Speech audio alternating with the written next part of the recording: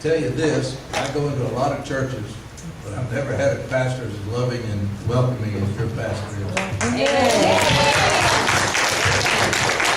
I'm going to sing a couple of songs today. The one is The Potter's Hand.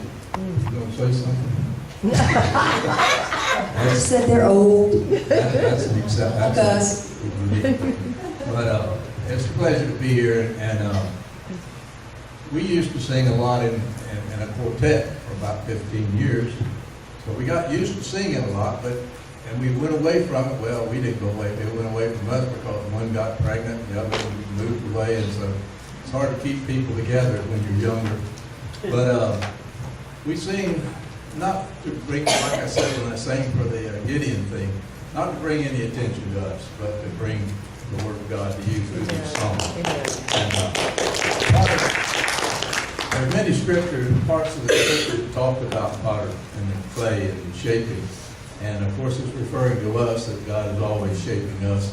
And even though we may look very religious sometimes, we sometimes don't act very religious and are not religious but Christ-like. And so He's always shaping us no matter how old or how young we are. So we're going to sing this Potter's Hand for you.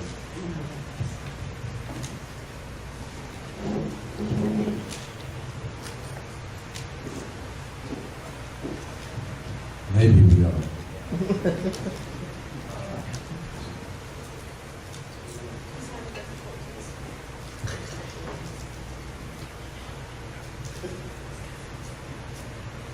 I'm trying to think of some Christian humor.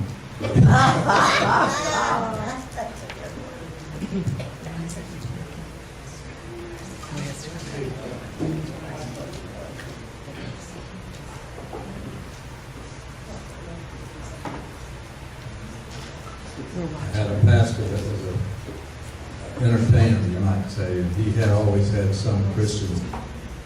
And like, I have to, how long are you got, Frank? I'm not calling him a Christian. Go ahead and tell them. Exactly why it's not. Well, we had a Southern Baptist Italian pastor at the church we went to in Hastings, and he was full of humor. And he was talking one day, he said, the old Italian pastor, came to church and there was a dead mule on the ground there in front of the church. So he called the local sheriff and said, talking to the deputy, he said, I got to visit a mule here.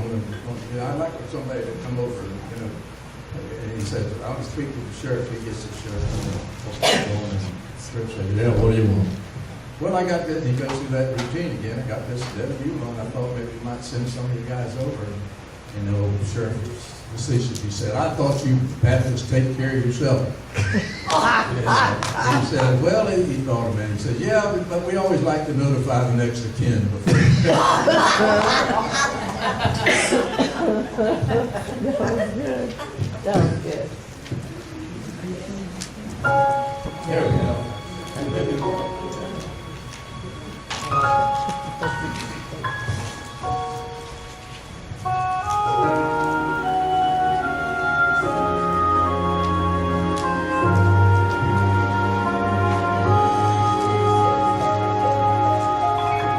Here on the potter's wheel, I find myself once more. My faults and frailties bring me here just like before, with strong and loving hands. The pressure is a pride. Oft times I tremble as He puts me through the fire. I'll trust the Potter's hands. He knows what's best for me.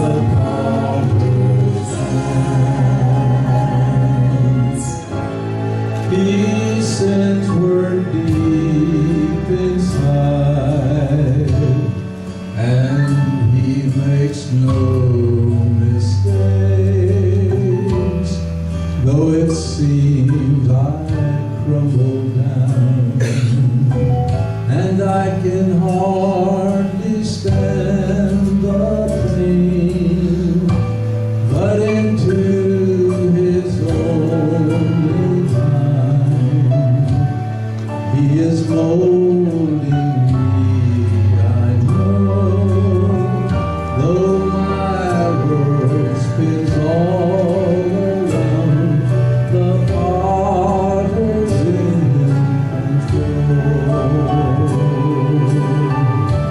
I'll trust the Potter's hands. He knows what's best for me. He has the perfect plan. His human eyes can't see. He's the potter, I'm the clay. He knows just how much I can take. When I face the fire again, I'll trust the Potter's hands. He's the potter, I'm the clay. He knows just how much I can take. When I face the fire again, I'll trust the Potter's hands. When I face the fire again, I'll trust the Potter's hands.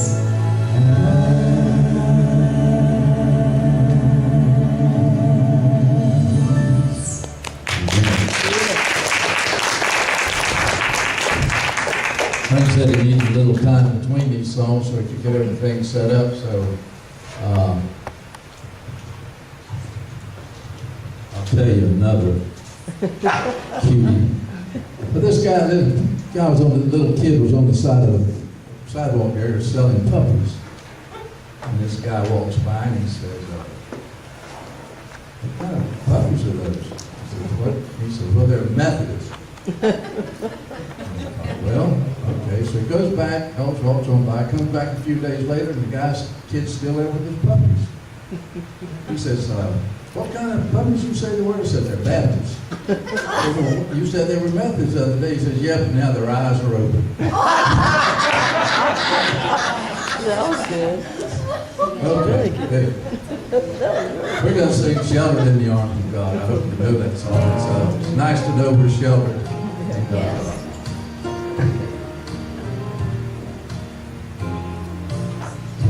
Started over, Frank. My mind was on that puppy, I guess.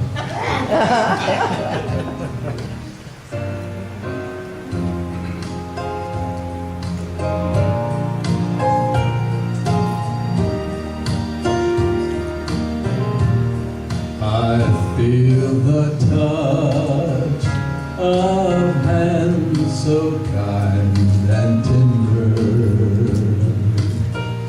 They're leading me in the path that I must run. I'll have no fear, for Jesus walks beside me.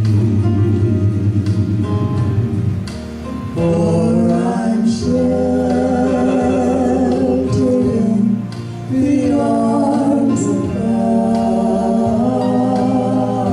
So let the storms retire, the dark clouds rise. They don't bury me, for I'm sheltered, safe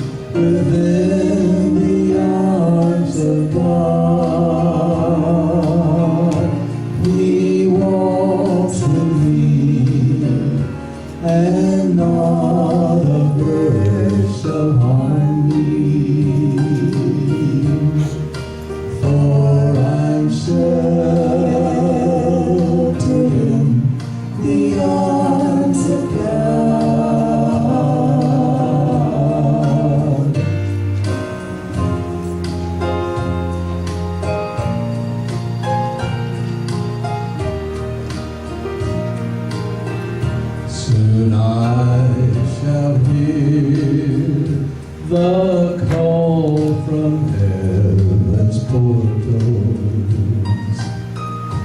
Come home, my child, it's the last mile you must try.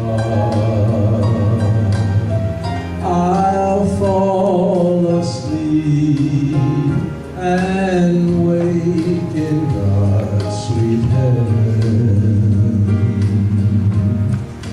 for I'm sheltered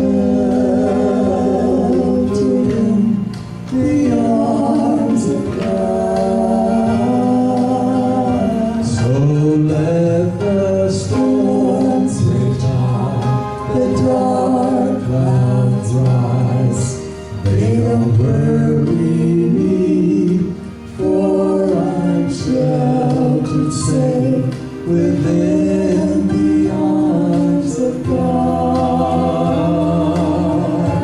He walks with me, and not a bird shall harm me, for I'm sheltered in the arms of God. For I'm sheltered in the arms of God.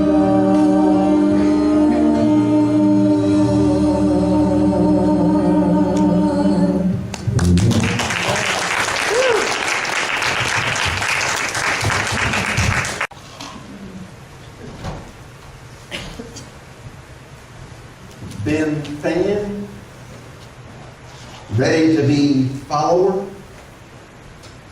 I read that as if it was a question. But for today, it's not a question. So say it this way. Been fan, ready to be follower. You see, the difference between the question and the exclamation is the position you're in your faith journey. If you're a fan, you're an attender. That's a good step in the right direction. But I don't think Christ wants us to always be a fan. The foundation comes from the Gospel of Mark, the 10th chapter, the 35th through the 45th verses. As we work through this lectionary year and understanding the route that we're taking from the beginning all the way to Calvary, we understand more and more the characteristics, the attitude, the viewpoint of the individual gospel writer. The message this morning, we snipped a little bit out as we talked to the children. But forgive me if it seems like I started this week in kind of a dark place. It seems that this passage is 180 degrees out of whack. You see, the disciples had just barely scratched the surface of what it meant to be a follower of Jesus, a disciple of Jesus. They still wanted to be a part. They wanted to be in. Here's why it seems so out of balance to me. What is it that we've done in our world that people don't want to be in, they want to stay out? Here's the thing I've heard so many times. Well, the kingdom's having problems everywhere. Church is not in. You don't get to use that as an excuse. Who did you bring today to be a part of the kingdom, to be a fan so that we can help them turn into a follower? See if you agree. Or maybe I just need to snap out of it. Because it seems to me that things were different when Mark was writing about the emerging community of Christ. The world wanted to be a part. Seems very different today. the 10th chapter, 35 through 45. Remember the children's message? We talked about James and John. If I remember correctly, they were the first. What did they expect by being first? And then James and John, sons of Zebedee. I love that name. Sons of Zebedee. You know what their nickname was? Sons of Thunder. I'm thinking Hulk Hogan. I'm sorry, I'm getting off track here. Then James and John, the sons of Zebedee, came to him. Teacher, they asked, we want you to do for us whatever we ask. It happens to me every time I read this. I think of my children when they were young. We lived in Bel Air Bluffs. It was before ministry. They would come to me as I came home from work, and they would say, we want you to do for us whatever we say. All you have to do is say yes. So I play along. What is it that you would like me to say yes to? We want to go to McDonald's for dinners just right up the street. And Mom says it's okay. If it's okay with you.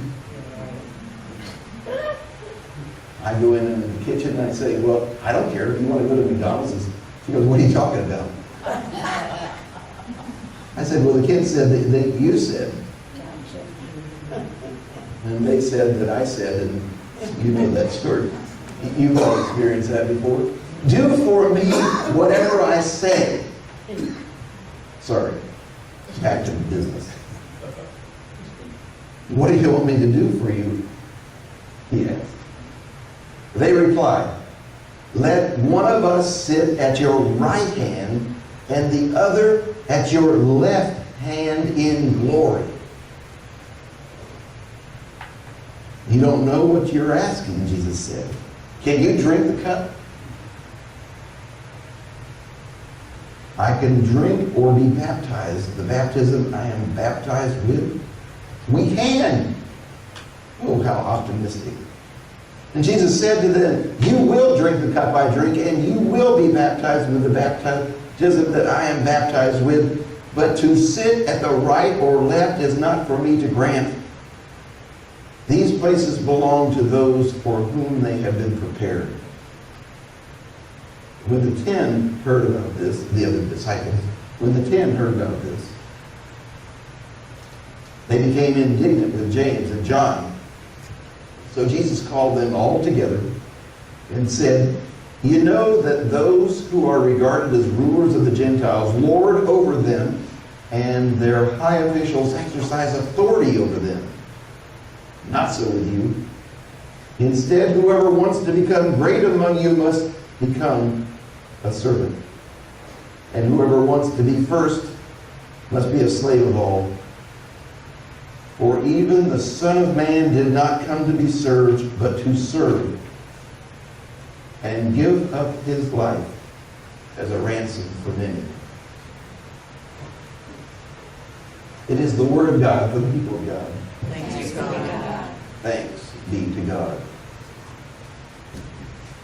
So I think you'll understand when I say to you that some of those disciples felt like they were double-crossed. They all thought because they gave up everything to follow Jesus that they deserved something special. Perks, priorities, position. Instead, they got double-crossed, in which the more vertical their relationship became with God, the more horizontal their relationship became with other people.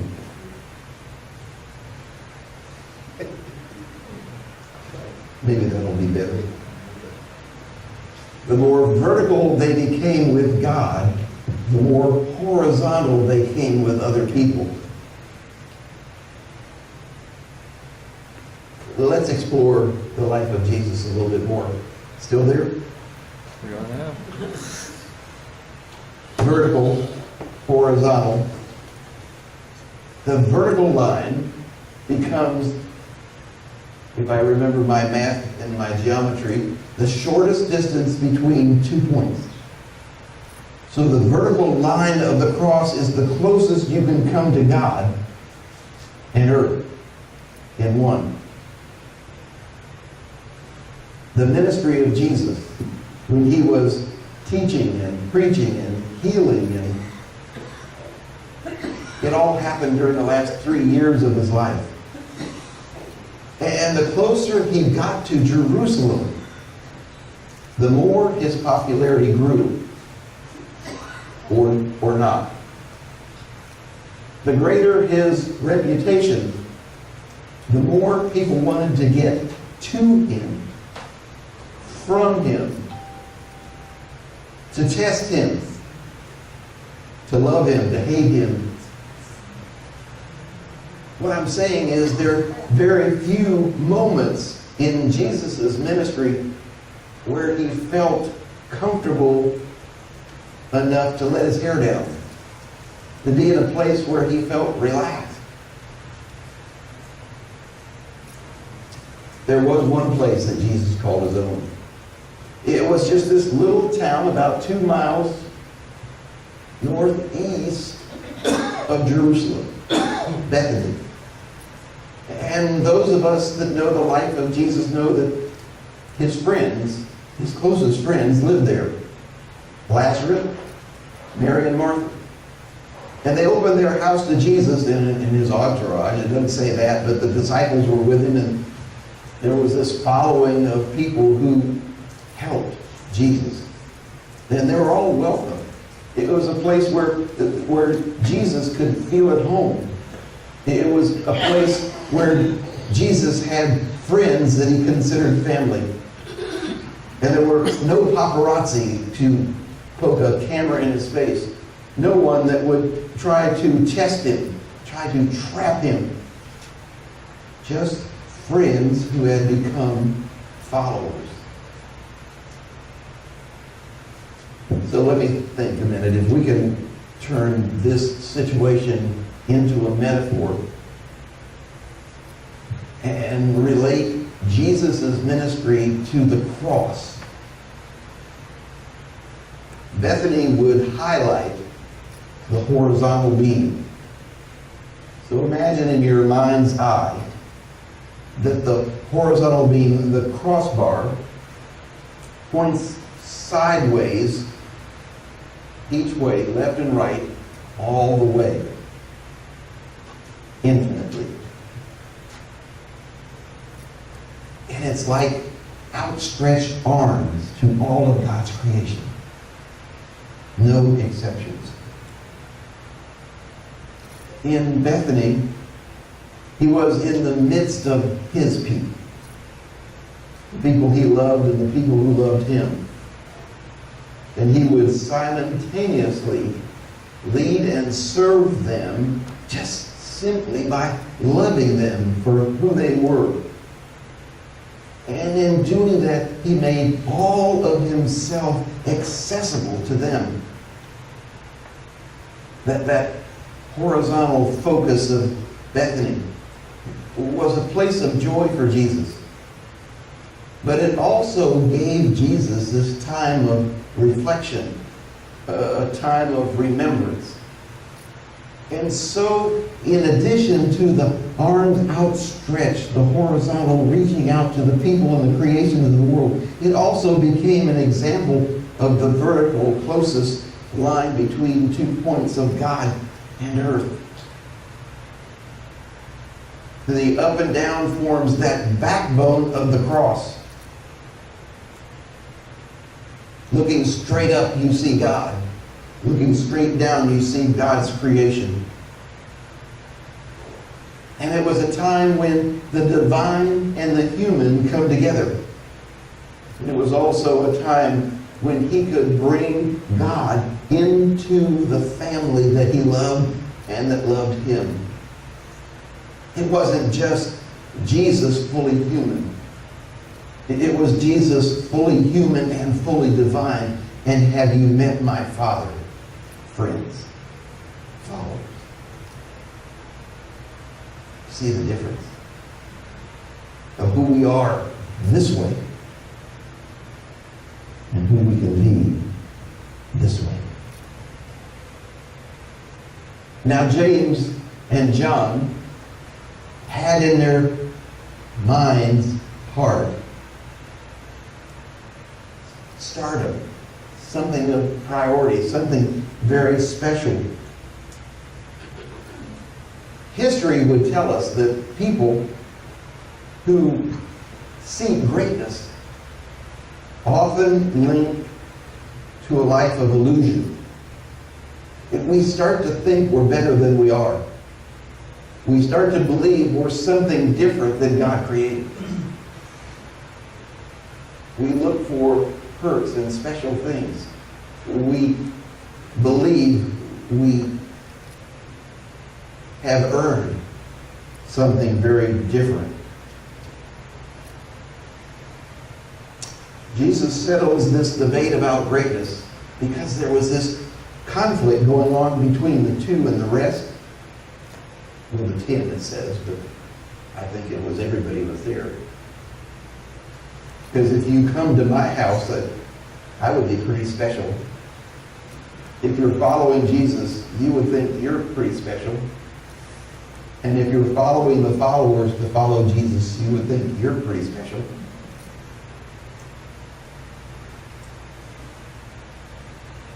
Jesus kind of settles this debate in two ways.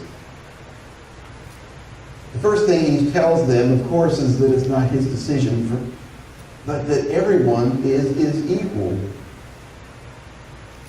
And that God is the determination of all things. But the second part is the key to becoming a follower. Can you drink from the cup I drink? Can you be baptized as I will be baptized? We've approached this in several different ways, but can you even guess what that means? Do you even have an idea what it means to say, yes, I can drink from the cup. Yes, I can be baptized as Jesus was. In moments, you'll have an opportunity, because this is the third Sunday and we always have communion. And it's not just a pre-dinner snack. It's about renewing that remembrance and that commitment which changed us from a fan to a follower. And you have answered, yes, I can drink from the cup. I can remember through the loaf the sacrifice. And I am prepared to become your follower and not just a fan. I am prepared to offer to the world unconditional love and unconditional forgiveness. That's the hard part, I think. You say, I forgive you, and only God can forgive. But you see, the biggest part of forgiving is here and moving on. That's why Jesus said it was so important. That's part of becoming a follower instead of a fan. I heard this profound statement. If you do not live a gospel that calls you to a life of sacrifice and service, you're living a shallow, selfish, shoddy substitute that promotes much and demands little. You've heard me say so many times the reference to Dietrich Bonhoeffer, the German priest who was imprisoned for the gospel during the German Holocaust times. His main theme, well, to me, his greatest contribution was a term called cheap grace. And it's a little bit like James and John saying, we'll take the glory seats. They didn't want the rest. They didn't want to drink from the cup. be baptized as Jesus would. We've seen the movie. We see how it all turns. We've read the book. They were acting it out as it was happening. They didn't know what was coming. And they were somewhat misguided in what it all meant. Albert Schweitzer, he was the doctor and minister who went to deepest, darkest Africa way back in the early 1900s. He said, life becomes harder for us when we live for others, but it becomes a sense of joy and happiness too. Sometimes I become discouraged with our world, even though our own very own piece of it is where we call home. It seems like no one accepts the challenge to become anything more than a fan, which is a stretch for others, even to become a fan. And the percentage to step up and step out to become a follower seems less and less. To me, that's discouraging. The world is growing exponentially to Christians who accept the path of a follower. However, I have one ray of hope. Some recent research has given me a little bit of hope. Many of you, as I, can relate to the boomer generation, the baby boomer generation. I'm near the beginning of it and a long way from the end of it, but several generations have come and gone since there. But millennials, the people who were born from 1982 to 2000, think of that. That group of people we call millenniums may be headed in the right direction. Certainly for things that God did and very little of what we did without God. They possess this sense of confidence about the future. They believe that they are the cutting edge of what's to come. They have this newfound trust in their parents, of all things, and authority. And most of them say that they can identify with their parents and the values they were taught. 9 out of 10 millennials say they're close to their parents. They're less violent. They're less vulgar. They're less sexually charged than the pop culture we identify them with. They're happy. 9 out of 10 say that they're happy. They're confident. They're positive. They're forging forward with a new sense of ethics, a sense of teamwork. And another thing that is unusually refreshing, a sense of civic purpose. They think and they talk about faith. And they do more than most people give them credit for when it comes to those things. Why is this important? Why would I bring it up to you when we're already starting to think, is he ever going to quit? The truth is that it's very important to us. What can we do to allow our faith community to become a legacy instead of a legend? You do the math. If you subtract the dates from today, you'll see that the millenniums are the 18-year-olds to the 36-year-olds. That's young adults and young families willing to discuss their faith journey with someone that would listen and challenge, hear, and accept.